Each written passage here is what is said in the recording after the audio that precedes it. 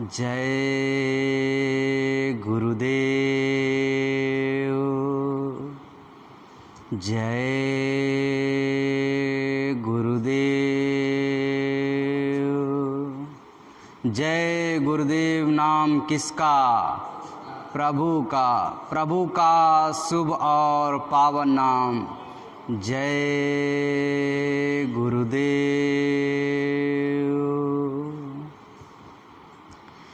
अखंड मंडलाकारं सुव्याप्तमें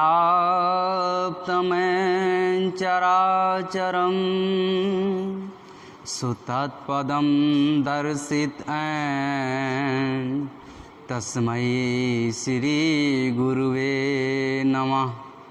वो महाप्रभु जो सभी चर और अचर में व्याप्त है, कण कण में समाया हुआ है, ऐसे महाप्रभु परम पूज्य परम संत बाबा जय गुरुदेव जी महाराज के चरणों में कोटान कोटि बार नमन प्रणाम करते हुए यह विनय विनती करते हैं कि हम सभी जीवात्माओं को इस काल माया के देश से छुड़ा करके अपने निजधाम सतलोक सचखंड ले चलें। साथ ही साथ पूज्य महाराज जी के चरणों में कोटान कोटि बार नमन प्रणाम करते हुए यह विनय विनती करते हैं कि हम सभी की जीवात्माओं पर अपनी दया दुआ बनाए रखें, अपना मार्गदर्शन करते रहें। जय गुरुदेव, जय गुरुदेव।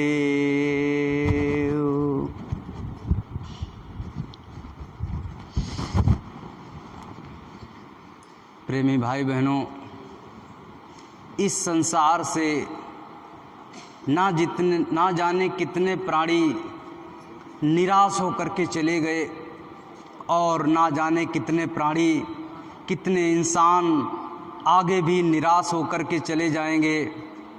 किसी ने राजे महाराजे बन गए, महल कोठी, खेती दुकान मकान, खेती जायदाद, पैसा, इज्जत मान सम्मान, बहुत कुछ कमा लिया, लेकिन एक दिन वो खाली हाथ चले गए।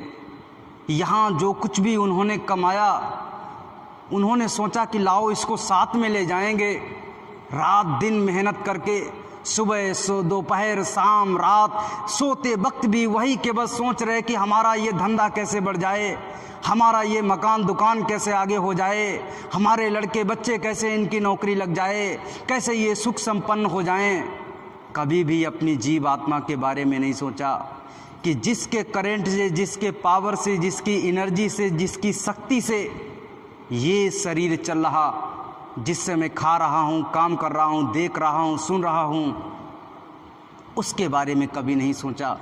उसका क्या होगा, उसके लिए हमने कुछ कमाया कि नहीं कमाया, ना, केवल और केवल इस संसार के बारे में सोचते रहे कि ये संसार में ये ले लूँ, वो कर लूँ, वो कर लूँ। लेकिन आखिर में जब समय आया, आखिर में जब चलने का समय आया, तो निराश हो गए। कहने लगे कि ये तो हमने मकान दुकान खेती पाती रिश्ते नाते लड़के बच्चे ये हमने बनाए और ये हमारे हैं, लेकिन आज सब छूटा जा रहा है, आज सब बिछड़ा जा रहा है। इतने मेहनत से सब कुछ कमाया, लेकिन हाथ से मेरे सब चला जा रहा है।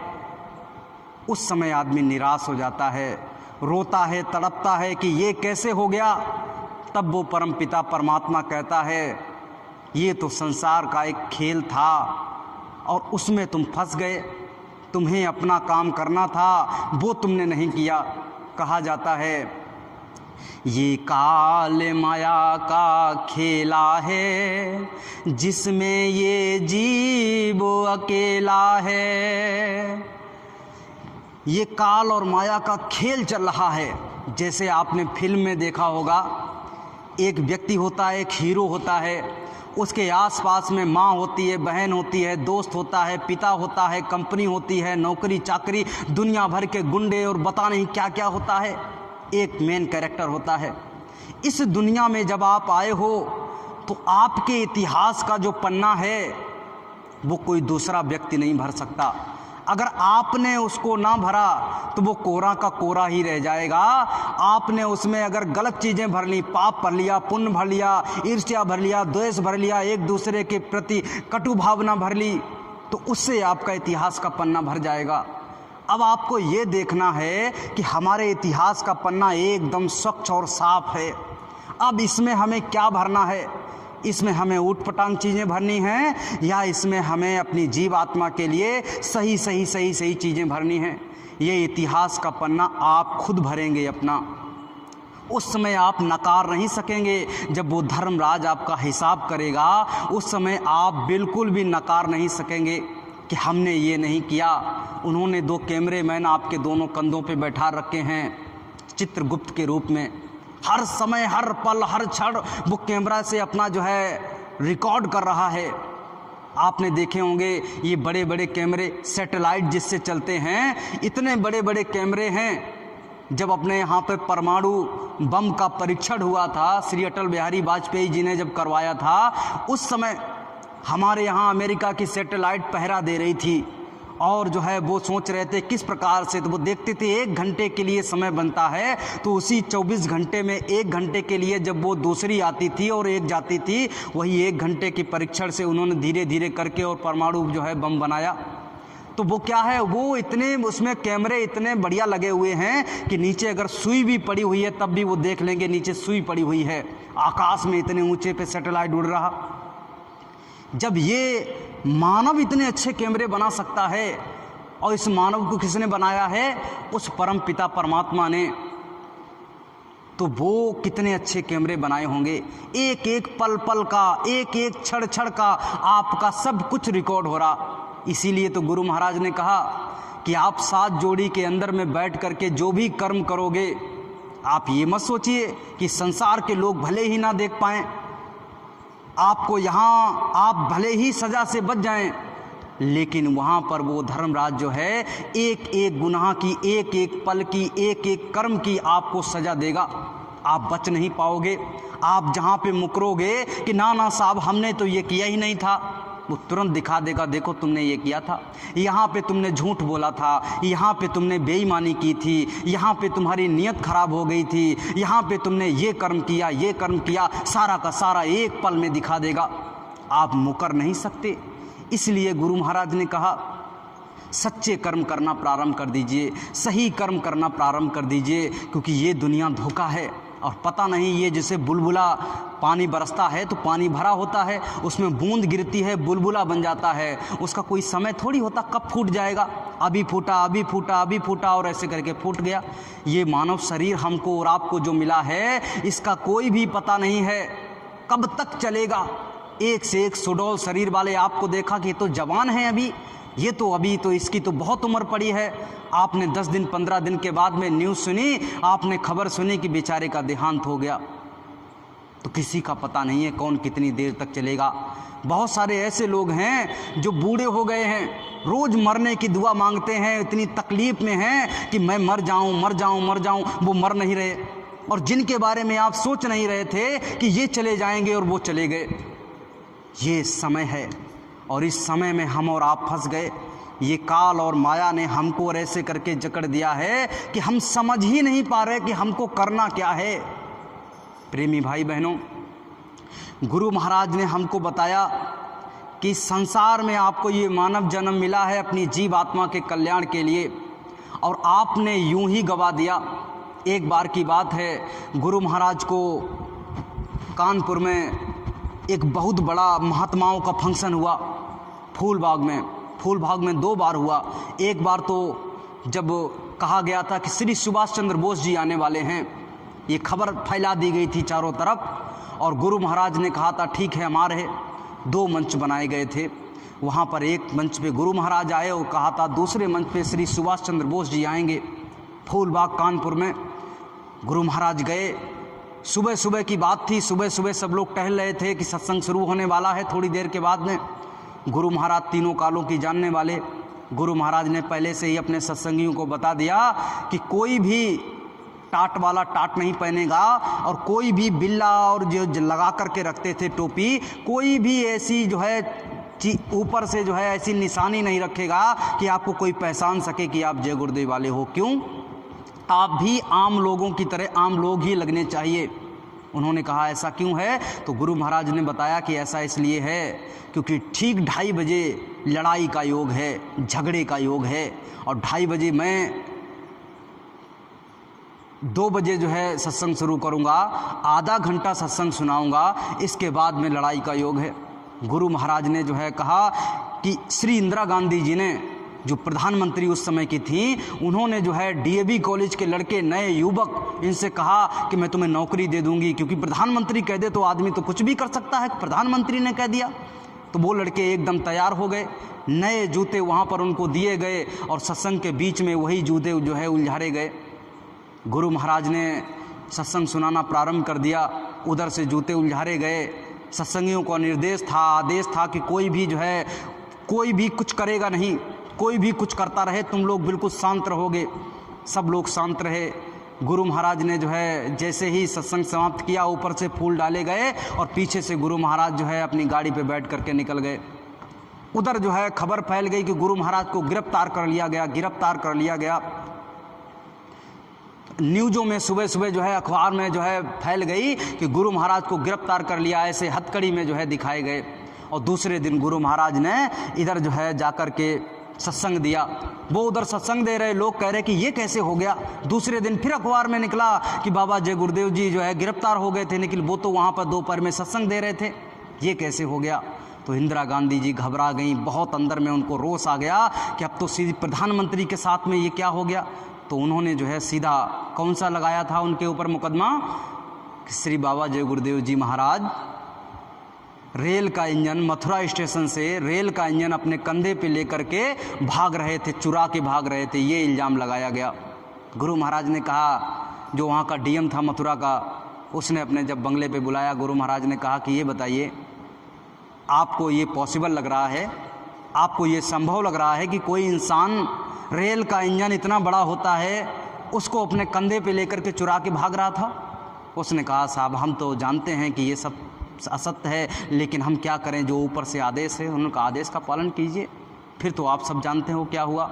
गुरु महाराज ने कहा ये कांग्रेस खत्म हो जाएगी। वो कांग्रेस खत्म हो गई, 2 बैलों की जोड़ी वाली थी। पहले कांग्रेस का जो निशान था 2 बैलों की जोड़ी वाला था, वो खत्म हो गई। फिर दूसरी कांग्रेस बनी जिसमें हाथ का पंजा वाला है। और गुरु महाराज ने कहा ये कांग्रेस जिसने जो है गुरु महाराज को गिरफ्तार किया, ये चल नहीं पाएगी। 2014 में जब मोदी जी आए, उसकी लहर में जो है, मोदी लहर में वो चली गई, ख़त्म हो गई। आज जो है कहीं दिखाई नहीं पड़ रही। महात्माओं के विरुद्ध जो खड़ा होगा, महात्माओं की जो है क्षमता को जो नहीं समझ पाएगा, महात्माओं का जो आदर नहीं करेगा, वो नस्तो नाबूद हो जाएगा, इस संसार में उसका अस्तित्व नहीं रहेगा। आप समझ लीजिए, महात्माओं के साथ में हमको खड़ा होना चाहिए।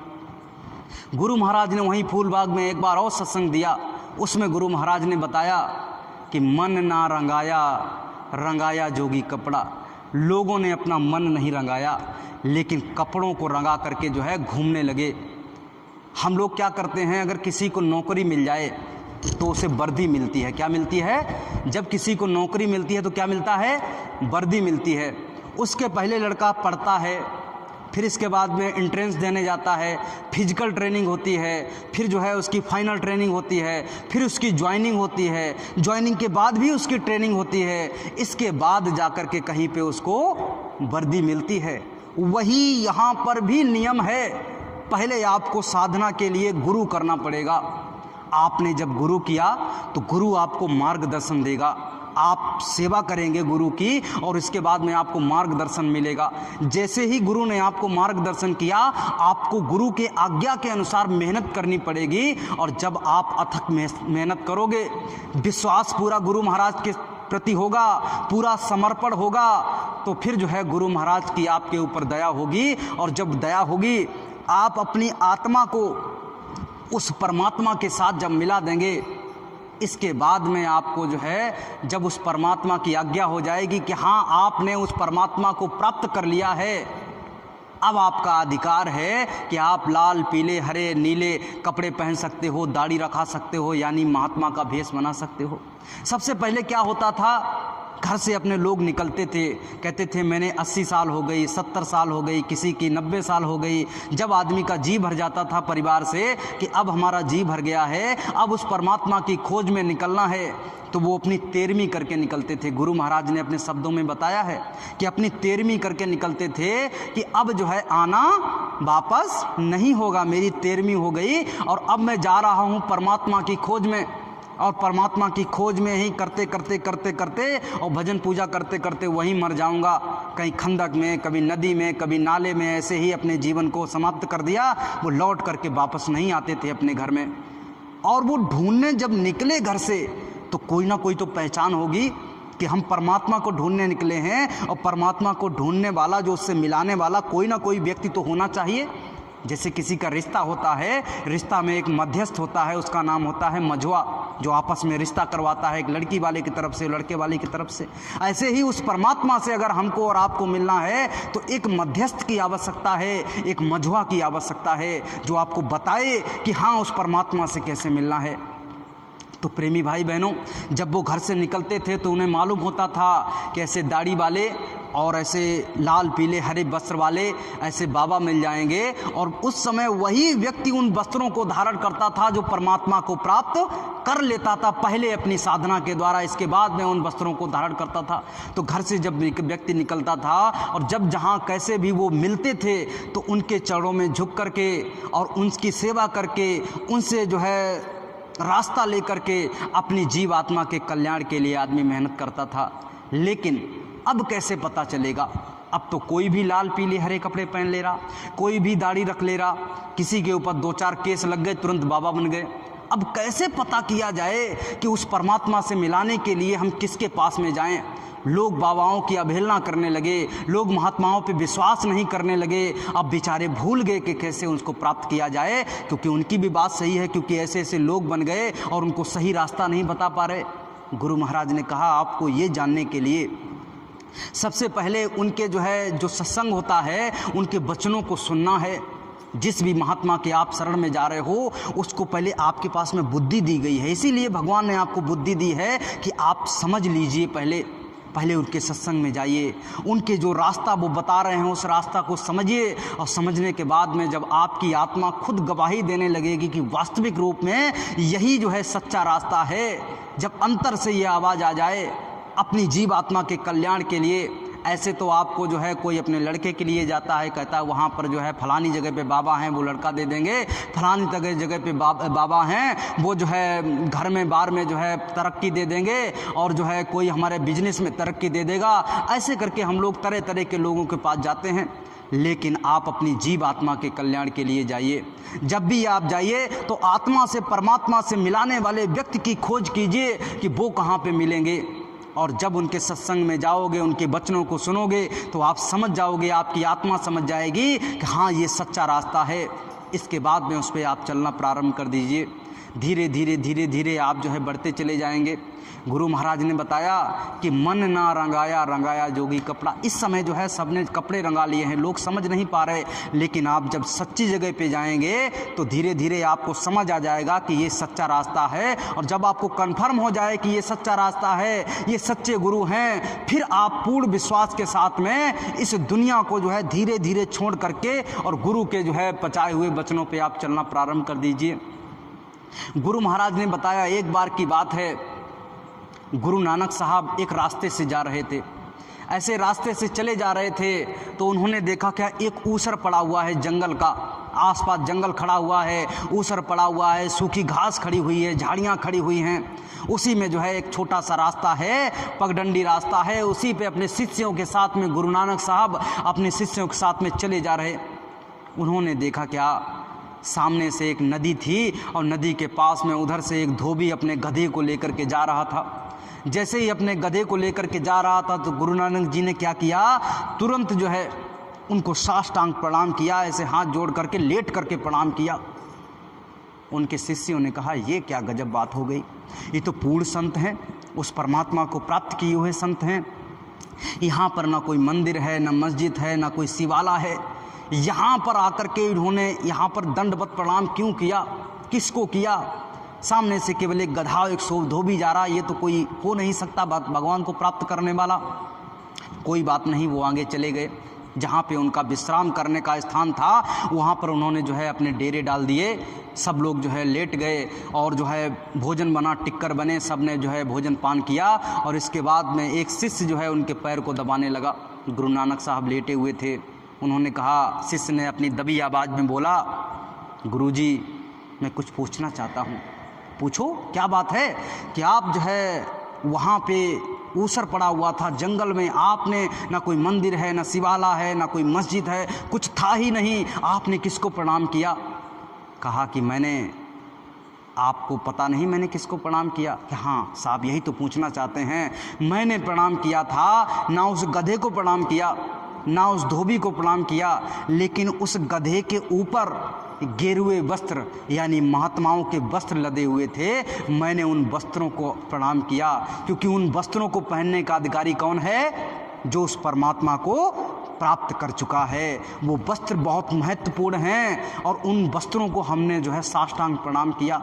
गुरु महाराज ने अपने शब्दों में बताया कि समझ लीजिए इन वस्त्रों की कितनी कीमत है। और हम लोग समझते हैं कि ये ऐसे ही है, कोई भी पहन सकता है। इसको पहनने का वही अधिकारी है जिसने उस परमपिता परमात्मा को प्राप्त कर लिया है। इसीलिए तो गुरु महाराज ने किसी को बाबा, किसी को जो है अपने घर गृहस्थी छोड़ने का जो है आदेश नहीं दिया। सब ने कहा है कि जाओ और जाकर के जो है अपने घर में रह करके, बाल बच्चों के साथ रह करके, अपने गृहस्थ आश्रम में रह करके और उस परमात्मा की प्राप्ति के लिए जो आपको रास्ता बताया गया है उस रास्ते पे चलने की कोशिश करना। लेकिन हम और आप क्या करते हैं? जो बताया गया उसको नहीं करते, यानी गुरु महाराज को मानते हैं कि नहीं मानते। समझने की कोशिश कीजिए, गुरु महाराज को मानना अलग बात है और गुरु महाराज की मानना अलग बात हो गई। जैसे आपने बहुत सारे व्यक्ति देखे होंगे, अभी राम मंदिर की स्थापना हुई, लोग कहते हैं कि मैं राम के लिए जान दे दूंगा और जान ले भी लूँगा, सर कटा दूंगा और सर काट भी दूंगा राम के लिए। कोई कहता मैं भोले बाबा के लिए सर कटा भी सकता हूँ, सर काट भी सकता हूँ। अलग अलग देवताओं के प्रति लोगों की संवेदनशीलता है, अलग अलग देवताओं के प्रति लोगों का प्यार है, प्रेम है। लेकिन प्रेमी भाई बहनों, समझने की ये आवश्यकता है कि आप उनको तो मानते हो, उनके लिए तो आप तैयार हो जान देने के लिए, लेने के लिए, लेकिन प्रेमी भाई बहनों उन्होंने जो कहा है उसको मानते हो क्या? राम ने, ये बताइए, आप गए राम के मंदिर में, अयोध्या में गए और अयोध्या में जाकर के आपने घंटा हिलाया, वहाँ पर अगरबत्ती लगाई और वहाँ पर आपने आरती की। राम को तो आपने बहुत अच्छी से पूजा की और राम को आप बहुत ज़्यादा मानते हो। लौट करके वापस आए तो आपने दुकान पे जाकर के क्वार्टर पी लिया, आपने दुकान पे जाकर के मांस खा लिया, आपने चरस गांजा और ये गंदी चीज़ों को अपने इस शरीर में, इस मानव मंदिर में रख लिया। तो क्या लगता है वो राम आपको माफ़ करेगा? आप रोज़ घंटा हिलाइए, रोज़ आप आरती कीजिए, रोज़ आप जो है उसके मंदिर के आगे मत्था रगड़िए, लेकिन जब आप यहाँ से जाएंगे तो वो राम आप पे 1% भी दया नहीं करेगा। क्यों? क्योंकि आपने उसकी बात को तो माना ही नहीं। आप तो केवल दिखावटी चीज़ें करते रहे।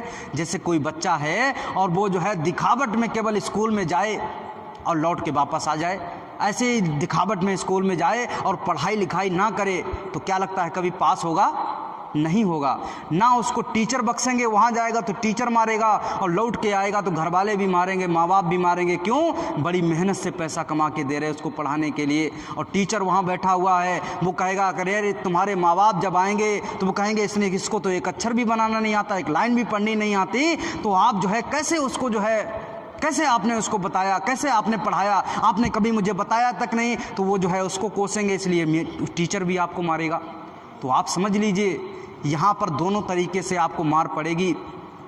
बड़ी मुश्किल से ये मानव जीवन हमको और आपको मिला है। इसीलिए तो कबीरदास जी ने कहा है कि ताते हरि सुमिरन करि लेहु और ना जाने किस दिन चाली देहु। उन्होंने कहा अभी से तुरंत इसके लिए आप साइत मत विचारिए कि सोमवार से करेंगे, रात में करेंगे, दिन में करेंगे, रात को 12 बजे करेंगे। कोई साइत नहीं होती है। 24 घंटे में जब सुबह शाम दोपहर रात जब समय मिल जाए, जितना समय मिल जाए उसी समय फटाक से बैठ जाइए उस परमात्मा की याद में, और जो है उस परमात्मा को जो है पाने के लिए सच्चे मन से उसका भजन करना प्रारंभ कर दीजिए, ध्यान करना प्रारंभ कीजिए, सुमिरन करना प्रारंभ कर दीजिए। कोई साइत मत विचारिए, क्योंकि कोई भी पता नहीं है कि ये आपका मनुष्य मंदिर कितने समय के लिए आपको मिला है। कभी भी इसका जो है समय पूरा हो सकता है, टिकट कट सकती है और वो परमात्मा के साजिंदे आएंगे और आपसे कहेंगे चलो यहाँ से निकल लीजिए, आपका समय पूरा हो गया। इसीलिए प्रेमी भाई बहनों, हमको और आपको गुरु की बात को समझना पड़ेगा। गुरु महाराज ने जो हमको बताया है, एक एक शब्द में आपकी मुक्ति का रास्ता छिपा हुआ है। किसका रास्ता छिपा हुआ है? मुक्ति का रास्ता छिपा हुआ है। हम लोग दुनिया में क्या चाहते हैं? हमने लोगों ने गुरु महाराज को गुरु क्यों किया, जरा अपने आप से पूछिए।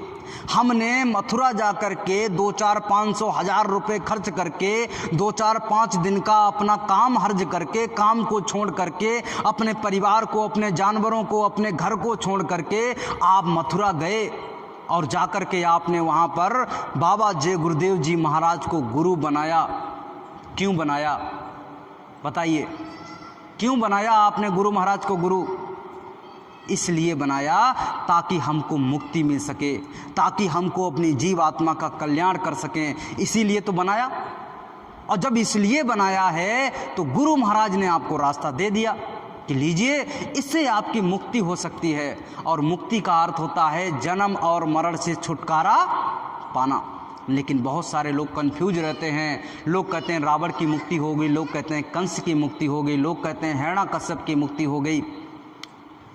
जिसने उनको मुक्त किया है, राम कृष्ण नरसिंह अवतार, या जिसने भी उनको मुक्त किया है, आप इनको जिनको कह रहे हो इनकी मुक्ति हो गई, वो खुद मुक्त नहीं हैं। जैसे मान के चलिएगा मैं हूँ और मुझे मथुरा का रास्ता नहीं पता है और मैं ऐसे ही हवा में मारूं चलो चलो मथुरा का रास्ता ऐसा है, फलानी फलानी जगह से चले जाना, तो क्या लगता है आप पहुंच पाओगे? नहीं पहुंच पाओगे। जब मुझे खुद ही नहीं पता है कि मथुरा कहाँ पे है तो मैं आपको पहुंचा भी नहीं सकता। तो जो व्यक्ति खुद मुक्त नहीं है वो आपको मुक्ति दे सकता है? नहीं दे सकता है। उन्होंने जब श्री कृष्ण भगवान जो है लास्ट में अपनी सांसों को पूरा कर रहे थे तो उद्धव जी उनके परम मित्र थे, उनके पास में गए कि मुझे भी साथ में ले चलिए। हम तो उस दिन से मित्र हैं जब हम लंगोटी नहीं बांधते थे, लंगोटिया यार बोलते हैं उन्हें। हम रात दिन एक साथ में रहे, एक ही थाली में खाया, एक साथ घूमे, एक साथ बड़े हुए। हम हमेशा से जानते थे कि तो आप जो है अवतारी शक्ति हो, आपके अंदर में अद्भुत शक्तियां भरी हुई हैं। मैं तो आपको अवतारी शक्ति मानता था और मैं जानता था कि जिस दिन आप चलेंगे उस दिन हम भी साथ में चलेंगे। इसीलिए तो पूरा जीवन आपके साथ में गुजार दिया। लेकिन कृष्ण भगवान ने कह दिया नहीं, मुझे आदेश नहीं है अपने साथ किसी को ले जाने का। उद्धव जी रोने लगे, कहने लगे अब क्या करें, अब तो ये शरीर जर्जर हो गया, अब तो बूढ़ा हो गया। आप कह रहे हो योग करके आओ। कृष्ण भगवान कहने लगे मेरे लोक आना है, मैं योगेश्वर हूँ, योग करके आओ। तो वो कहने लगी तो जवानी का काम था योग करके, अब ये शरीर योग नहीं कर सकता। ये परियां बोल गई, अब ये 2 मिनट बैठते हैं तो ऐसा लगता है ये सीधी नहीं होंगी, अब ऐसे ही मुड़ी रहेंगी। अब मैं बैठ नहीं सकता, अब मैं योग नहीं कर सकता। कहा कि ऐसा है तो आप किसी महात्मा के पास में चले। किसके पास में चले जाइए? महात्मा के पास में चले जाइए। उनकी अगर दया दुआ हो गई तो आप अपने घर पहुंच सकते हो, हमारे घर भी आ सकते हो और इससे ऊपर भी जा सकते हो। यही तो समझना था। जब मीराबाई जी मूर्ति पूजा में लगी हुई थी, यानी राम कृष्ण इनकी पूजा में लगी हुई थी, उन्होंने कृष्ण भगवान के लिए बताया जाता है कि राधा उन्होंने जो है मीराबाई जी ने अपना पूरा जीवन समर्पण कर दिया, कृष्ण के साथ में उनको जोड़ दिया गया। लेकिन सच्चाई को लोग छिपा लिए हैं, लोग सच्चाई को उजागर नहीं कर पा रहे। कृष्ण के साथ में बड़े बड़े सॉन्ग बन गए, गाने बन गए और उनके साथ में उनको जोड़ दिया गया। वो तो उनका एक केवल प्रथम चरण था जिसको वो पाना चाहती थी, जिनको वो मानती थी। उन्होंने जो है देखा कृष्ण भगवान की मूर्ति को, तो उनकी नानी ने बताया था कि यही भगवान है, मैं इन्हीं की पूजा करती हूँ। उन्होंने उस समय 7 साल की रही होंगी, तो उन्होंने कहा कि ये भी समझ नहीं पाएगी, बैठी हुई थी। उन्होंने बता दिया कि यही है भगवान, मैं इन्हीं की पूजा करती हूँ और यही जो है सर्वसमर्थ हैं। उन्होंने कहा ठीक है। तो मीराबाई जी ने जो है उनको मानना प्रारंभ कर दिया। 7 साल की उम्र से, और जो है जब तक शादी की उम्र थी तब तक उन्हीं को मानती रही। इसके बाद में जब उनकी शादी की उम्र हो गई तो उनकी शादी कर दी गई राणा परिवार में, जो है भोजराज के साथ में। और जो है कुछ दिनों के बाद में भोजराज की मृत्यु हो गई एक लड़ाई में। अब वो विधवा हो गई, लेकिन एक पास में मंदिर था, उसमें जाकर के वो नित्य प्रति क्या करती थी, पूजा करती थी। पूरे श्रद्धा भाव से 4 लड्डू बना के ले जाती थी बेचारी और पंडित जी को देती थी। पंडित जी कहते थे कि देखो मैं भोग लगा के आया हूँ, 2 लड्डू तुम्हारे कृष्ण मुरारी ने खा लिए, वो 2 लड्डू बच गए, ये प्रसाद के रूप में अपने घर ले जाओ। मीरा बड़े खुशी खुशी चली आती थी। अभी उनको पता ही नहीं कि पूजा क्या होती है, पूजा की कैसे जाती है, उस परमात्मा को प्राप्त कैसे किया जाता है, वो परमात्मा है कैसा, उस मूर्ति रखी हुई बस उसी को मान रहे कि परमात्मा है। एक दिन की बात है कि महात्मा बड़े दयालु होते हैं, महात्मा जानते हैं कि किसको कब क्या चाहिए। वो समझ गए श्री रविदास जी भी उस समय पूरे नहीं हुए थे। रविदास जी की कहानी है कि उन्होंने इतना जप किया, इतना तप किया श्री रविदास जी ने कि ब्रह्मा विष्णु महेश ये सब उनके सामने जो है प्रकट होने लगे, उनके लोक आने जाने लगे। इतना तप इतना जप, अब उनके अंदर में रिद्धियाँ सिद्धियाँ क्या, इतने बड़े बड़े लोकों में आने जाने लगे। तो उनको लगने लगा मेरे से बड़ा कोई नहीं है। एक बार की बात है, श्री कबीरदास जी वहाँ एक जगह बैठे हुए थे। रविदास जी गए, उन्होंने कहा ऐसा है, सच्ची पूजा तो यही है, ब्रह्मा विष्णु महेश। लोग जिनकी पूजा करते हैं, जिनको पाने के लिए तड़पते हैं, जिनके लिए बड़े बड़े वेदों में जो है नाम लिखे गए हैं कि यही देव हैं, 3 देव हैं, सब कुछ कर सकते हैं, अरे वो हमारे आगे पीछे घूमते हैं, मैं जहाँ बुलाऊँ वहाँ आते हैं। उन्होंने कहा ठीक है, लेकिन तुम तो यहाँ पे डाल पात में घूम रहे हो। कहाँ घूम रहे हो? डाल पात में, यानी पेड़ जो होता है और पेड़ के ऊपर जो डाल में पत्ते लगे होते हैं। श्री कबीरदास जी ने कहा रविदास जी से कि तुम पात में अटके हुए हो, पत्तों में अटके हुए, तुमने अब तो वे डाली को भी नहीं पकड़ पाया, तने को पकड़ो और फिर जड़ को पकड़ो, ये तो बहुत बड़ी बात है, तुम तो भी पत्तों में अटके हुए हो। रविदास जी एकदम गर्म हो गए। रविदास जी ने कहा कैसी बात कर रहे हो, ब्रह्मा विष्णु महेश यही तो पूरे संसार को चला रहे, यही तो असली भगवान हैं, और तुम कह रहे हो पत्ते में अटके हुए हो। अभी तुमने डाली को भी नहीं पकड़ा, अभी तुमने तने को भी नहीं पकड़ा, अभी जड़ की तो बात छोड़ दीजिए, कैसी बात कर रहे हो आप। कबीरदास जी ने जो है जब उनकी बहस हुई तो उन्होंने ब्रह्मा को बुला लिया, विष्णु को बुला लिया, शंकर को बुला लिया, और उधर से जो है शेरा वाली माँ को बुला लिया, मतलब जितने देवी देवता थे सबको बुला लिया। और वो सभी अपने, कोई शेर पे चढ़ के आया, कोई नंदी पे चढ़ के आया, कोई गरुड़ पे चढ़ के आया, ऐसे करके जो है कोई कमल पे बैठ के आया कि एकदम फोकस बन जाए कि हाँ ये जो है कबीरदास जी डर जाएं। वो बैठे हुए थे, वो सब अपने अपने उसमें आए, लेकिन वो किसी से नहीं डरे, सबको जो है हड़का के भगा दिया। ब्रह्मा जी आए तो उनसे कह दिया आप अष्टकमल में भूल गए हो, आपका जो अष्टकमल है इसमें आप बताइए पहली पंखुड़ी कौन है, लास्ट की पंखुड़ी कौन है। अब कोई भी पहली पंखुड़ी हो सकती है, कोई भी लास्ट की पंखुड़ी हो सकती है, जिधर से उसको जो है आप गिनना शुरू कर दोगे।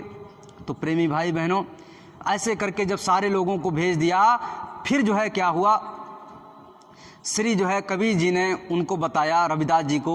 रविदास जी निराश हो गए कि सारे देवी देवता लौट गए कबीर साहब के सामने, यानी सारे के सारे फीके पड़ गए उनके सामने। तो उन्होंने कहा कि ऐसा है, आप अभी समझ नहीं पाए, सच्चा रास्ता कोई और है। तो फिर रविदास जी को जो है पहले से वो साधना युक्त थे, उनको बताया तो वो पूर्ण हो गए, और जब वो पूर्ण हो गए सतलोक में पहुंचने लगे तो वो पूर्ण महात्मा बन गए। इसके बाद उन्होंने क्या किया, मीराबाई जी को कहा कि ये सच्ची भक्त है, इसको भी अब जो है सच्चा रास्ता बताया जाए। तो उसी रास्ते में वो बैठ गए। मीराबाई जी जा रही थी पूजा करने के लिए। उन्होंने कहा बेटी कहाँ जा रही हो, कहा कि मैं कृष्ण मुरारी की पूजा करने जा रही हूँ।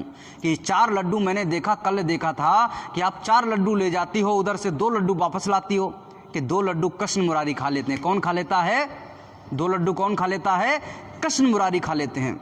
क्या आपने देखा, आपने हाथ से खिलाया? नहीं नहीं, पंडित जी भोग लगाते हैं वही खिलाते हैं। कैसा करो, पूजा आप कर रही हो कि पंडित जी कर रहे हैं? कि नहीं नहीं, मैं पूजा करती हूँ, आप अपने हाथ से लड्डू बनाती हैं। हाँ, मैं अपने हाथ से लड्डू बनाती हूँ। आप पूजा करती हैं, आप अपने हाथ से लड्डू बनाती हैं, तो कृष्ण भगवान को अपने हाथ से आप खिलाइए भी। मीराबाई जी को ये बात समझ में आ गई, बिल्कुल सही कह रहे हैं। दूसरे दिन पहुँची। अब पंडित का पहले से लगा हुआ था सिस्टम कि हाँ भाई 2 लड्डू आ रहे होंगे, सुबह नाश्ता के लिए एकदम दतून दतून करके बैठा कि 2 लड्डू आ रहे होंगे, अभी आराम से बैठ के खाएंगे। मीराबाई जी एकदम बढ़िया काजू बादाम डाल करके जो है लड्डू बना के ले जाती थी। उन्होंने कहा 2 लड्डू आ रहे होंगे नाश्ते के लिए। मीराबाई जी ने कहा ऐसा करो पंडित जी आप थोड़ा साइड में हो जाओ, आज मैं भोग लगाऊंगी। पंडित जी ने कहा नहीं, बहुत नखरे दिखाए। मीराबाई जी ने तेरी टेढ़ी आंखें करके कहा कि हट जाइए चुपचाप, और नहीं तो अभी आपका जो है काम खराब हो जाएगा। डर गया पंडित, डर गया, दूर खड़ा हो गया। अंदर गई और जो है थाली लेकर के बैठ गई कि आइए कृष्ण मुरारी जी भोग लगाइए। अब वहाँ कौन भोग लगाए। पूरा दिन बीत गया, इधर जो है सूर्य डूबने लगे, सूर्य ललाहट हो गए। मीराबाई जी रोने लगी, कहने लगी कि ऐसा क्या हो गया, पंडित जी के हाथ से तो दो लड्डू खा लेते थे और आज जो है 2 लड्डू खाने के लिए नहीं आए। ऐसी कौन सी गुनाह हो गया, मेरे हाथ से लड्डू नहीं खा रहे, मैंने ऐसा कौन सा गुनाह कर दिया, ऐसा कौन सा पाप कर दिया। चारों लड्डू उन्होंने अपने उठाए और चल दी। बीच में वो रविदास जी तो बैठे हुए थे। उन्होंने कहा कि ऐसा करो बेटी इधर आओ, आज तो चारों के चारों लड्डू हैं, खाए नहीं कि महात्मा जी आज खाए नहीं, रोज तो खा लेते थे पंडित जी के हाथ से, लेकिन मेरे हाथ से खाए ही नहीं। महात्मा जी ने कहा कि देखो ऐसा है बेटा, ये है स्थूल शरीर। कौन शरीर है ये स्थूल शरीर है, ये पंच तत्व का बना हुआ ये स्थूल शरीर है। इसमें आप अन्न ग्रहण कर सकते हो। इसका भोजन क्या है, अन्न है। आप इसमें अन्न ग्रहण कर सकते हो, अन्न खा सकते हो। इसके परे लिंग शरीर है, जिसका भोजन क्या है, सुगंधी का भोजन। ये हवन होता है ना, हवन होता है, उसमें लिंग शरीर में भूत पिशाच देवी देवता यक्ष ये सब लिंग शरीर में रहते हैं। तो वहाँ पे जो है आप जो है क्या करोगे, वहाँ पे वो लोग सुगंधी का भोजन है। इसके ऊपर में सूक्ष्म शरीर है, उसमें प्रकाश का भोजन है, और इसके ऊपर में कारण शरीर है, उसमें शब्द का भोजन है। उन्होंने कहा अच्छा कि हाँ, तो वो खाते नहीं थे कि नहीं खाते थे, फिर कौन खाता था कि पंडित जी चढ़ा करके 2 लड्डू निकाल लेते थे और वो जो है नाश्ता खुद कर लेते थे, आपको कह देते थे ये प्रसाद है और ले जाओ। तो मीराबाई जी ने कहा अभी तक तो हम केवल बेवकूफ़ बन रहे थे कि कृष्ण भगवान हमारे जो है 2 लड्डू खा लेते हैं, उन्हीं के लिए तो इतना काजू बादाम सब डाल करके मिलाती थी। तो अब वो समझ गए कि वो नहीं खाते हैं। तो कहा कि वो कैसे खाएंगे। तो उन्होंने एक सवाल पूछा, श्री रविदास जी ने मीराबाई जी से एक सीधा सीधा सवाल पूछा कि ये बताइए, एक तरफ ये फ़ोटो रखी हुई है और एक तरफ ये साक्षात वही रियल आदमी बैठा हुआ है, जैसे ये बाबा हैं, और ये बाबा की एक तरफ फ़ोटो लगा दी जाए खींच करके और एक तरफ इनको स्वयं बैठाल दिया जाए, तो आप किससे मिलना चाहोगे, फ़ोटो से या इनसे स्वयं से? सही आदमी से मिलना चाहोगे जो स्वयं बैठे हुए हैं, फ़ोटो से कौन मिलना चाहेगा। तो उन्होंने बताया एक तरफ तो कृष्ण भगवान की मूर्ति रखी हुई है पत्थर की, और एक तरफ कृष्ण भगवान से आप स्वयं मिल सकती हैं। तो बताइए ज़िंदगी भर आपको मूर्ति की पूजा करनी है या स्वयं आप कृष्ण भगवान से मिलना चाहती हैं? उन्होंने कहा स्वयं कृष्ण भगवान से मिलना चाहती हूँ। अरे मूर्ति क्या है, तो रखी हुई है, आस्था का केंद्र है, मूर्ति कोई गलत नहीं है, आस्था का केंद्र है। तो उन्होंने कहा अच्छा, तो ऐसा कीजिए मैं इससे स्वयं मिलना चाहती हूँ। तो रविदास जी ने उनको नाम दान दे दिया, रास्ता बता दिया कि इस रास्ते पे आप चलोगी तो उनसे आप कृष्ण भगवान से मिल जाओगी स्वयं। उन्होंने जब रास्ता दे दिया, उन्होंने साधना करना प्रारंभ किया। जैसे जैसे साधना किया तो उन्होंने साधना के बल पे शरीर को छोड़ा और लिंग शरीर में चली गई, और लिंग शरीर में जाकर कृष्ण भगवान के लोक में पहुंची और उनसे जाकर के मिली और मिल कर के बहुत रोई। जब साक्षात वहाँ पर कृष्ण भगवान से मिली लिंग शरीर में जाकर के, तब बहुत रोई। तब उन्होंने कृष्ण भगवान को देखा, अपनी बातें कहीं। यहाँ पर पत्थर की मूर्ति के पास में आप नहीं मिल सकते कृष्ण भगवान से। कृष्ण भगवान हैं, आप ये मत कहिए कृष्ण भगवान नहीं हैं, उनका अस्तित्व है, वो हैं, लेकिन उनके पाने का रास्ता केवल सही मिल जाए, ये केवल जानना है हमको और आपको। वो कृष्ण भगवान से जब मिली, उनसे रोई, तड़पी। इसके बाद जब मिल कर के आदमी जब मिल मिला के रो रुआ के एकदम शांत हो जाता है, शांत होने के बाद में उन्होंने महसूस किया कि आगे भी कुछ है। लौट करके आई, अपने वेदों में लिखा है लास्ट में नेति इति, मतलब अभी आगे भी कुछ है। ब्रह्मा जी ने जब वेद सारे लिख दिए और लिखने के बाद में कहा कि भैया ऐसा है, वेद तो हमने सारे लिख दिए, लेकिन हमें ऐसा लग रहा है कि आगे भी कुछ है, लेकिन मैं सुन नहीं पाया। जितना काल भगवान ने अपनी जो है बाणी से हमको सुनाया उतना सुनाई दिया ब्रह्मा जी को, लेकिन इसके आगे मैं सुन नहीं पाया। अब जो है उन्होंने कहा आगे भी कुछ है, कहाँ है? तो फिर से उन्होंने आगे का रास्ता बता दिया। फिर से मीराबाई जी चढ़ना प्रारंभ कर दिया। उन्होंने ईश्वर को प्राप्त किया, उन्होंने ब्रह्म को प्राप्त किया, उन्होंने पार ब्रह्म को प्राप्त किया, और उन्होंने जो है सतलोक सचखंड को प्राप्त किया। प्रेमी भाई बहनों, हमको और आपको समझना पड़ेगा कि संत महात्मा हमको जो रास्ता बता देते हैं वही सच्चा रास्ता होता है। हमको जो इस दुनिया में दिखाई दे रहा है ये केवल जो है हमारी आँखों का धोखा है। और संत महात्मा तीनों कालों की जानने वाले होते हैं, इस काल की और उस ऊपर वाले काल की भी। आपको चाहिए कि उनके बताए हुए वचनों को अपने अंतर में धारण करके और उन पे चलने की आवश्यकता है भाई, तभी तो पता चलेगा जो गुरु महाराज ने कहा है ये सही है या गलत है। भाई उन्होंने कहा कि इस कुएं में गिरोगे तो 60 हाथ नीचे जाओगे और 2-4 डुबकी लग जाएंगी आपके, हो सकता है घुटने भी फूट जाएं। और उन्होंने कहा है जाओगे कूदोगे तो चोट जरूर लग जाएगी, आप 2-4 गोते भी खा जाओगे। और आप उनकी बात नहीं माने, आप कूद पड़े कुएं में तो चोट तो लगनी तय है, गोते लगने तय हैं, आपको तकलीफ होनी तय है। अब उन्होंने जो बताया उसकी बात को मान जाओगे तो आपको पता लग जाएगा कि हाँ जो है सही सलामत बने रहोगे। तो जो बात बताई जा रही है ये गुरु महाराज की बातें हैं, ये संत महात्माओं की बातें हैं। और इन बातों को अपने जीवन में धारण करके अमल में लाओगे, इन पे चलने की कोशिश करोगे, तभी आपको पता चलेगा इनमें कितनी ताकत है, कितनी शक्ति है, कितना पावर है। प्रेमी भाई बहनों, इन्हीं के शब्दों के साथ में अपनी बाड़ी को विराम दे रहे हैं। अगर कहने सुनने में कोई त्रुटि हो गई हो तो उसको माफ़ कर दीजिएगा, लेकिन इन सभी शब्दों को अपने जीवन में धारण करके चलने की आवश्यकता है। सत्संग आप कितने भी सुनते रहिए, 1000 सुन लीजिए, 2000 सुन लीजिए, कोई भी फ़ायदा होने वाला नहीं है। जब तक सत्संग क्यों सुना जाता है, हम लोग कहीं भी क्यों जाते हैं, क्योंकि हम जब जीवन में चल रहे हैं हमको कोई ठोकर लगी और ठोकर लगने के बाद में हम फलाने आदमी से पूछते हैं भैया ये बताओ ये ठोकर हमको क्यों लग गई और कैसे हमें पैर आगे रखना चाहिए, तो अगले आदमी आपको बता देगा कि हमने कैसे पैर रखा था, आपको रास्ता बता देगा, आपको तरीका बता देगा। तो इसी प्रकार से आपको सत्संग में जो गुरु महाराज के जो वचन हैं वो तरीका बताते हैं कि हमने उनको प्राप्त किया, लेकिन आप भी प्राप्त कर सकते हो। ऐसे ऐसे ऐसे ऐसे कदम बढ़ाते चले आओगे तो आप प्राप्त कर सकते हो। आप अपने जीवन में देखिए हमको कौन सी तकलीफ़ है, कहाँ पे हम फॉल्ट हो रहा है, कहाँ पे हम जो है नीचे गिर रहे हैं, बस उसी चीज़ को सही करने की आवश्यकता है। हर व्यक्ति के जीवन में अलग अलग कठिनाइयाँ होंगी, किसी के पास पैसे की तंगी है, किसी के घर वाले तंग कर रहे हैं, किसी को कोई तंग कर रहा है, किसी को समय की कमी है। गुरु महाराज ने हर व्यक्ति के लिए अलग अलग तरीके बता रखे हैं, बस उन्हीं तरीक़ों को सीख करके और अपने जीवन में अप्लाई कीजिए और चलने की कोशिश कीजिए। वो परम पिता परमात्मा हाथ बढ़ा करके खड़ा हुआ है कि आपको आगे से खींच लिया जाए। अब आपकी बारी है कि आप भी हाथ उठा करके उस परम पिता परमात्मा के लिए कर दीजिए कि हाँ मुझे खींच लो। जब तक हाथ नहीं उठाओगे, इसीलिए गुरु महाराज ने कहा घाट पे आइए। प्रेमी भाई बहनों, हम लोगों को गुरु महाराज के आदेशानुसार चलना है, उनकी वचन वाणियों को अपने जीवन में धारण करना है। बोलिए जय गुरुदेव।